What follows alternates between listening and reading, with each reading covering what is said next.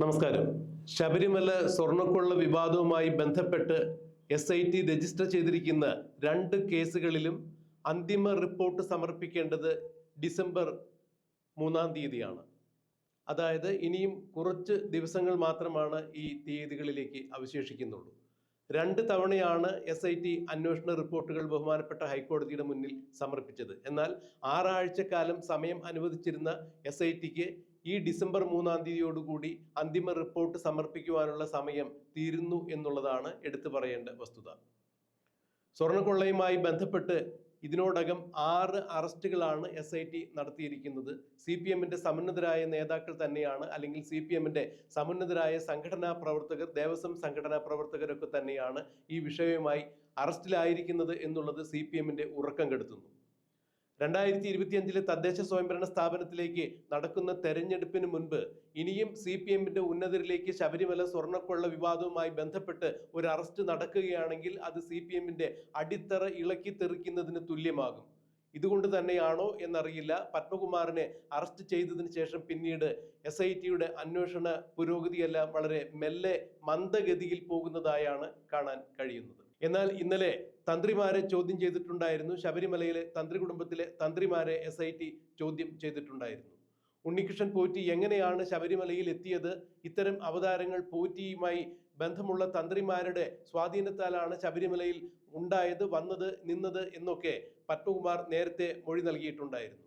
എന്നാൽ ഇന്നലെയും പത്മകുമാർ നൽകിയ മൊഴിയിൽ പത്മകുമാർ ഉറച്ചു നിൽക്കുന്നു. ഇന്നും പത്മകുമാറിന്റെ മൊഴി എടുക്കൽ തുടരും എന്ന് തന്നെയാണ് മനസ്സിലാക്കാൻ കഴിയുന്നത്. ചോദ്യം ചെയ്യൽ തുടരുകയാണ്. പത്മകുമാർ ഇപ്പോഴും അടിവരയിട്ട് പറയുന്നത് ഉണ്ണികൃഷ്ണൻ പോറ്റിക്ക് കടകംപള്ളി സുരേന്ദ്രനുമായും തന്ത്രിമാരുമായും നല്ല ബന്ധമുണ്ട്, ഇത്തരം കാര്യങ്ങൾ പോറ്റി തന്നെയാണ് തന്നോട് പറഞ്ഞിരുന്നത് എന്ന്, കടകംപള്ളി സുരേന്ദ്രനുമായി തനിക്ക് ബന്ധമുണ്ട് എന്ന് പോറ്റി അടിവരയിട്ട് തന്നോട് പറഞ്ഞിട്ടുണ്ട്. നല്ല ബന്ധമാണ് അവർ തമ്മിൽ എന്നാണ് പോറ്റി തൻ്റെ അടുത്ത് പലവരു പറഞ്ഞിട്ടുള്ളത് എന്ന് പത്മകുമാർ പറയുമ്പോൾ, കടകംപള്ളി സുരേന്ദ്രനുമായുള്ള പോറ്റിയുടെ ബന്ധത്തെ അടിസ്ഥാനപ്പെടുത്തി തന്നെയാണ് പോറ്റി പറഞ്ഞ പല കാര്യങ്ങളിലും തനിക്ക് വിശ്വാസമുണ്ടായത് എന്നാണ് പത്മകുമാർ SITക്ക് മുന്നിൽ മൊഴി നൽകിയത്. പോറ്റി ശബരിമലയിൽ എത്തുന്നതിന് മുമ്പ് ബംഗളൂരു ഒരു അയ്യപ്പ ക്ഷേത്രത്തിൽ, അത് ജലഹള്ളി അയ്യപ്പ ക്ഷേത്രത്തിൽ പോറ്റി മേൽശാന്തിയായിരുന്നു. ആ അമ്പലത്തിന്റെ, ആ ക്ഷേത്രത്തിന്റെ തന്ത്രം ശബരിമല തന്ത്രിയായ താഴമൺ കുടുംബത്തിനാണ്, കണ്ഠരര് രാജീവരുടെ കുടുംബത്തിനാണ്. പോറ്റി ശബരിമലയിൽ എത്തുന്നതും ശബരിമലയിൽ നിൽക്കുന്നതും തന്ത്രിമാരുടെ പിൻബലത്തിൽ തന്നെയാണ് എന്ന മൊഴിയിൽ ഇന്നലെ വീണ്ടും പത്മകുമാർ ഉറച്ചു നിൽക്കുന്നു. താൻ പറഞ്ഞ മൊഴികളിൽ തനിക്ക് യാതൊരു തരത്തിലും വ്യത്യാസമില്ല, അല്ലെങ്കിൽ താൻ മാറ്റി പറയുന്നില്ല എന്ന നിലപാടിൽ തന്നെയാണ് പത്മകുമാർ ഉറച്ചു നിൽക്കുന്നത്. കടകംപള്ളി സുരേന്ദ്രനുമായും തന്ത്രിമാരുമായും പോറ്റിക്ക് അഭേദ്യമായ ബന്ധമുണ്ട്, അവർ തമ്മിൽ നല്ല ബന്ധത്തിലാണ് എന്നാണ് ഇപ്പോൾ പത്മകുമാർ മൊഴി നൽകിയിരിക്കുന്നത്. മാത്രമല്ല, പോറ്റി തിരുവിതാംകൂർ ദേവസ്വം പ്രസിഡന്റ് ആയിരുന്ന തൻ്റെ മുറി ഉപയോഗിച്ചിട്ടുണ്ട് എന്നുള്ള കണ്ടെത്തലിനെ കുറിച്ച് പോറ്റി പറഞ്ഞത്, താൻ അവിടെ ഇല്ലാത്ത സന്ദർഭങ്ങളിൽ ഒരുപക്ഷെ ഉദ്യോഗസ്ഥന്മാർ തൻ്റെ മുറി ഇവർക്ക് തുറന്നു കൊടുത്തിട്ടുണ്ടാവും, പോറ്റിക്ക് തുറന്നു കൊടുത്തിട്ടുണ്ടാവും എന്നാണ് പത്മകുമാർ പറഞ്ഞത്. ശബരിമലയിൽ സ്വർണ്ണ നിർമ്മിതികളുമായി അല്ലെങ്കിൽ മറ്റെന്തെങ്കിലും മരാമത്ത് പണികളുമായി ബന്ധപ്പെട്ട് പല സ്പോൺസർമാരും വരാറുണ്ട്. ഈ സ്പോൺസർമാരെ കോർഡിനേറ്റ് ചെയ്യുന്ന ഒരു പദവി, അതായത് സ്പോൺസർ കോർഡിനേറ്റർ പദവി എന്ന് പറഞ്ഞ ഒരു പദവി ശബരിമലയിലുണ്ട്. ഈ സ്പോൺസർ കോർഡിനേറ്റർ പദവിയിലുള്ള ആളുകൾ ആരായിരുന്നാലും അവരും ശബരിമല തന്ത്രിമാരുമായും വളരെ നല്ല ബന്ധമാണ് ഉള്ളത്. ഉണ്ണികൃഷ്ണൻ പോറ്റി ശബരിമലയിലെ കീഴ്ശാന്തിയായി നിൽക്കുകയും പിന്നീട് ഈ കീഴ്ശാന്തി ശബരിമലയിലെ സ്പോൺസർ കോർഡിനേറ്ററായി മാറുന്നതും പിന്നീട് സ്പോൺസർഷിപ്പ് ഏറ്റെടുക്കുന്നതായി കാണുന്നതുമാണ് നാം പിന്നീട് കണ്ടത് എന്നാണ് പത്മകുമാർ പറയുന്നത്. ഇത് തന്ത്രിമാരുമായുള്ള ചില ബന്ധങ്ങളുടെയും മറ്റ് ചില സ്പോൺസേഴ്സുമായുള്ള ബന്ധങ്ങളുടെയും അടിസ്ഥാനത്തിലാണ് ഉണ്ണികൃഷ്ണൻ പോറ്റി ശബരിമലയിലെ സ്പോൺസർ കോർഡിനേറ്ററായും സ്പോൺസറുമായി മാറിയത് എന്നാണ് പത്മകുമാർ ഇന്നലെ നൽകിയ മൊഴിയിൽ പറഞ്ഞിരിക്കുന്നത്. എന്തായാലും ശബരിമലയെ സംബന്ധിച്ചിടത്തോളം തൻ്റെ കാലത്ത്, അതായത് 2019 വഴിവിട്ട യാതൊരു തരത്തിലുള്ള പ്രവർത്തനങ്ങളും നടന്നിട്ടില്ല, ഒരു തരി സ്വർണം പോലും അടിച്ചു മാറ്റിയിട്ടില്ല എന്നുള്ള നിലപാടിൽ ഇപ്പോഴും പത്മകുമാർ ഉറച്ചു നിൽക്കുന്നു.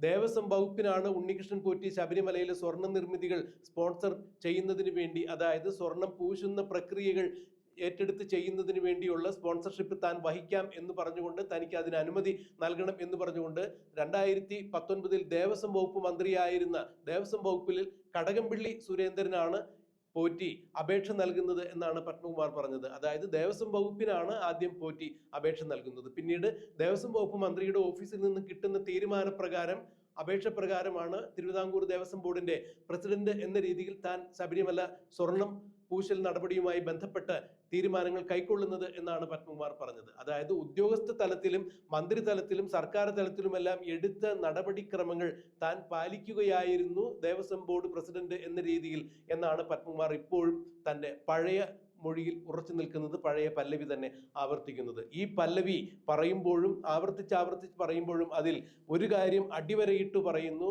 തിരുവിതാംകൂർ ദേവസ്വം ബോർഡിൽ നടന്നിരിക്കുന്ന താൻ 2019 ദേവസ്വം പ്രസിഡന്റായി ഇരിക്കുമ്പോൾ നടന്നിരിക്കുന്ന സ്വർണ്ണ നിർമ്മിതികളും സ്വർണം പൂശലും ഉമ്മറ കട്ടള പടിവാതിലുമെല്ലാം പൂശലുമായി ബന്ധപ്പെട്ട് നടന്നിരിക്കുന്ന എല്ലാ കൃത്യങ്ങളും ഉദ്യോഗസ്ഥ തലത്തിൽ എടുക്കപ്പെട്ടിട്ടുള്ള ഒരു നടപടിക്രമം തന്നെയാണ്. ഇതിന് മന്ത്രി തലത്തിലും സർക്കാർ തലത്തിലുമെല്ലാം എടുത്ത തീരുമാനങ്ങൾ താൻ നടപ്പാക്കുകയായിരുന്നു എന്ന് പറയുമ്പോൾ കടകംപള്ളി സുരേന്ദ്രനിലേക്കും തന്ത്രിയിലേക്കും തന്നെയാണ് ഇപ്പോൾ പത്മകുമാർ വിരൽ ചൂണ്ടുന്നത്. ഏതായാലും ഒരു കാര്യം വ്യക്തമായിരിക്കുന്നു, പത്മകുമാറിന് ശേഷം പിന്നീട് SITയുടെ അന്വേഷണം മുന്നോട്ട് പോകാത്തതിൽ തദ്ദേശ സ്വയംഭരണ സ്ഥാപനത്തിലേക്കുള്ള തെരഞ്ഞെടുപ്പുമായി ബന്ധപ്പെട്ട് CPMന്റെ സ്വാധീനം ഇതിൽ ഉണ്ടായിട്ടുണ്ടോ എന്നുള്ള ചില സംശയങ്ങൾ നിഴലിക്കുന്നു. ഈ സാഹചര്യത്തിൽ തന്നെയാണ് കഴിഞ്ഞ ദിവസം പോറ്റിമാരെ, അതായത് തന്ത്രിമാരെ ചോദ്യം ചെയ്തതും ചില ഉദ്യോഗസ്ഥന്മാരെ ചോദ്യം ചെയ്തു എന്നൊക്കെയാണ് പറയുന്നത്. എന്തായാലും മൂന്നാം ഘട്ട, അതായത് അന്തിമ റിപ്പോർട്ട് SIT ബഹുമാനപ്പെട്ട ഹൈക്കോടതിയിൽ സമർപ്പിക്കുന്ന സമയത്ത് തന്ത്രിമാരെ ചോദ്യം ചെയ്ത കാര്യങ്ങൾ, മറ്റ് ചില ബോർഡ് ഉദ്യോഗസ്ഥന്മാരെ ചോദ്യം ചെയ്ത കാര്യങ്ങളെല്ലാം അടങ്ങുന്ന റിപ്പോർട്ട് തന്നെയായിരിക്കും സമർപ്പിക്കാൻ സാധ്യത.